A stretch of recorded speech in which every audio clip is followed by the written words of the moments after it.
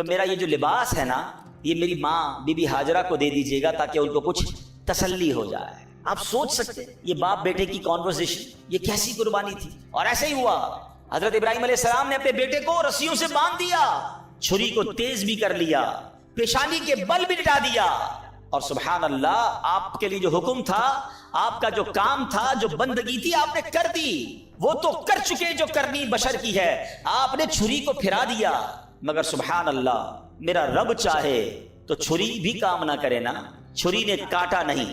یہاں یہ بات بھی سمجھنی ہے، حضرت ابراہیمی کے دو واقعات ہیں جو پھر ہمیں توکل سکھاتے ہیں۔ آپ وہ واقعہ پھر کبھی ڈسکس کریں گے، لیکن ماشاءاللہ آپ نے سنا ہوگا کہ حضرت ابراہیم علیہ السلام کو نمرود نے ایک آگ لگائی تھی جس میں ڈالا گیا تھا۔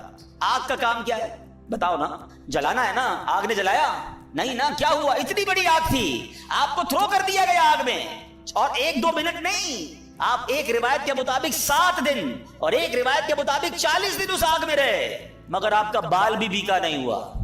تو پتا کیا چلا کہ آگ کا کام جلانا ہے، مگر رب چاہے تو آگ نہیں جلائے گی۔ چھری کا کام کاٹنا ہے، مگر میرا رب چاہے تو پھرا دے کوئی چھری، مگر چھری نے کاٹنا نہیں ہے۔ تو پتا یہ چلا کہ اگر آج بھی، اب یہ ہمارے لیے پھر پیغام ہے، ہم بہت ساری چیزیں کیلکولیٹر سے چل رہے ہوتے ہیں، بہت ساری چیزیں کیلکولیشن سے چل رہے ہوتے ہیں، یار یہ ہوگا تو پھر یہ ہو جائے گا، یوں کروں گا تو یہ ہو جائے گا، اتنی بڑی مشکل میں ہوں، یار کیلکولیشن بتاتی ہے یہ مشکل نہیں ختم ہوگی، میں یہ قرضے سے نہیں نکل سکوں گا، میں اس پرابلم سے نہیں نکل سکوں گا، ڈاکٹر کہتے ہیں بیماری ایسی ہے کہ بندہ نہیں بچے گا، ہم مایوس ہو جاتے ہیں، ہم اللہ کی رحمت سے مایوس ہو جاتے ہیں۔ ارے میری ایک بات تو سمجھ لو، مشکل کتنی ہی بڑی کیوں نہ ہو، میرے اور آپ کے لیے بڑی ہے، میرے رب کے لیے بڑی نہیں ہے۔ ان اللہ علی کل شیء قدیر، وہ چاہے تو آگ کو باغ بنا سکتا ہے، وہ چاہے تو چھری گلے پہ پھرا دی جائے کاٹتی نہیں ہے۔ ارے میرا رب چاہے تو اندھیرے کنویں سے نکال کر حضرت یوسف کو مصر کا بادشاہ بنا سکتا ہے۔ ختم ہو گئی تھی نا لائف، بھائیوں نے باندھ کر کنویں میں ڈال دیا تھا، اب اور کیا بچتا ہے؟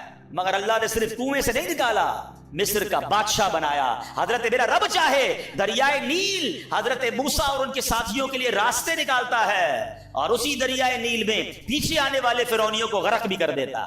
تو اللہ پر بھروسہ رکھو نا، ہم کیوں بھروسہ توڑ دیتے ہیں؟ ہم کیوں مایوس ہو جاتے ہیں؟ لوگ خودکشی کی باتیں کرنے لگ جاتے ہیں، لوگ ڈپریشن کی طرف چلے جاتے ہیں کہ نہیں ہو سکتا۔ ارے حضرت آپ کو نہیں پتا پرابلم بہت بڑا ہے، یقیناً تمہارا پرابلم کتنا ہی بڑا کیوں نہ ہو، میرے رب کی قدرت اس سے بڑی ہے، میرے رب کی نگاہ رحمت پڑنی ہے، تمہارے مسائل حل ہو سکتے ہیں، بس اصل بھروسہ چاہیے۔ علامہ اقبال شاعر مشرق نے کہا نا کہ اگر آج بھی ہو ابراہیم سا ایمان پیدا، there is only one condition، ایمان وہ والا چاہیے۔ اگر آج بھی ہو ابراہیم سا ایمان پیدا، آگ کر سکتی ہے انداز گلستان پیدا۔ اب کیا ہوا؟